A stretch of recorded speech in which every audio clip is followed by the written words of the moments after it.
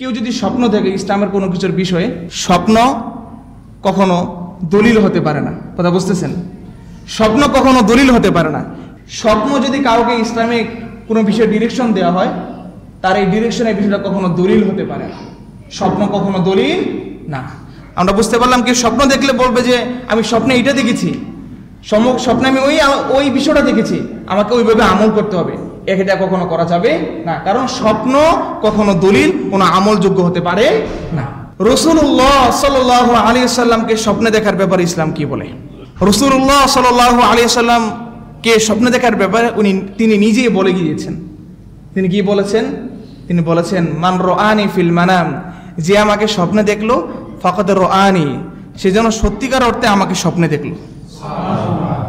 ফা ইন্না শাইতানা লা ইয়াতামাসসালু বি, কেননা শয়তান কখনো আমার রূপ ধারণ করতে পারে না। যে আমাকে স্বপ্নে দেখলো সে যেন অবশ্যই বিশ্বাস করে যে আমি রাসূল তাকে স্বপ্নে দেখা দিয়েছি। ফা ইন্না শাইতানা লা ইয়াতামাসসালু বি, কারণ শয়তান কখনো আমার রূপ ধারণ করতে পারে না। আল্লাহ তাআলা শয়তানকে অনেক সক্ষমতা দিয়েছেন, অনেক কিছু দিয়েছেন, কিন্তু আমি রাসূলের রূপ ধারণ করার সেই শক্তি শয়তানকে দেয় না। বলে সুবহানাল্লাহ। এখন কেউ যদি বলে শয়তান, আমরা পূর্বে স্বপ্নের প্রকারভেদে শুনে এসেছি, এক প্রকার স্বপ্ন আছে যেটা শয়তান দেখায়।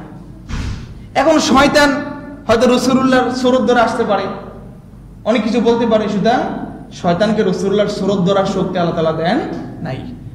এখন শয়তান যদি রাসূলুল্লাহর সুরত না, সে অন্য কোনো নেকি বান্দা, একজন পরহেজগার মুত্তাকি বান্দার চেহারা রূপ করে সে আসতে পারে, তখন আপনি কিভাবে বুঝবেন? এই ব্যাপারে বিশিষ্ট তাবেঈ সাইয়্যিদুনা ইবনে সিরিন রাহিমাহুল্লাহ, তিনি এই বিষয়টা তিনার সময় অনেকটা আসতো, বলতো, হে বিশিষ্ট তাবেঈ ইবনে সিরিন, আমি গতকাল রাসূলুল্লাহকে স্বপ্ন দেখেছি। তখন ইবনে সিরিন বলতো, তাহলে তুমি কি দেখেছো? তখন রাসূলুল্লাহর সে বলতো, আমি তার চেহারা মোবারক এমন দেখেছি, তার নাক এমন ছিল, তার চোখ এমন ছিল, তার ঠোঁট এমন ছিল, তার চেহারা এমন ছিল, তার দৈহিক গঠন এমন ছিল। তখন ইবনে সিরিন রাহিমাহুল্লাহ রাসূলুল্লাহর শামায়েলে তিরমিজি, যে রাসূলুল্লাহর বিস্তারিত তার দৈহিক গঠন, চারিত্রিক সৌন্দর্য, তার সব কিছু বর্ণনা করা আছে, এই শামায়েলগুলোর সাথে তিনি মিলাতেন। যদি দেখতেন তার স্বপ্নটা সেই রাসূলুল্লাহর সেই 20 থেকে 25টা চুল পাকা ছিল মৃত্যুর পূর্বে, তিনার চেহারা এমন সুন্দর ছিল, নাক এমন ছিল, চোখ এমন ছিল, দৈহিক গঠন এমন ছিল, সেই স্বপ্ন দেখা ব্যক্তির যদি তার রাসূলুল্লাহর এই শামালের সাথে মিলে যায়, তখন ইবনে সিরিন বলতো, হ্যাঁ তুমি অবশ্যই রাসূলুল্লাহকে দেখেছো। বলেন সুবহানাল্লাহ। আর যদি না মিলতো তাহলে বলতো, এটা না, এটা রাসূল না, এটা অন্য কেউ হতে পারে। ঠিক আছে? সুতরাং রাসূলুল্লাহকে কেউ যদি স্বপ্ন দেখে, সে বিশ্বাস করতে হবে সে অবশ্যই রাসূলুল্লাহকে স্বপ্ন দেখেছে। এবং স্বপ্ন দেখবে সে কিভাবে জানবে? রাসূলুল্লাহর শামায়েল, তিনার যে শামায়েলে তিরমিজিতে তিনার বিস্তারিত বর্ণনা আছে তা মিলাবে। যদি মিল পেয়ে যায়, সে বিশ্বাস করবে আমি রাসূলকেই দেখেছি।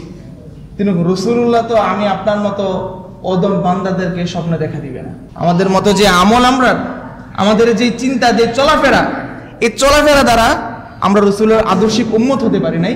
রাসূলুল্লাহ আমাদেরকে আপনাদের মতো এরকম ওদম বান্দাদের সাথে দেখা সহজে দিবে না।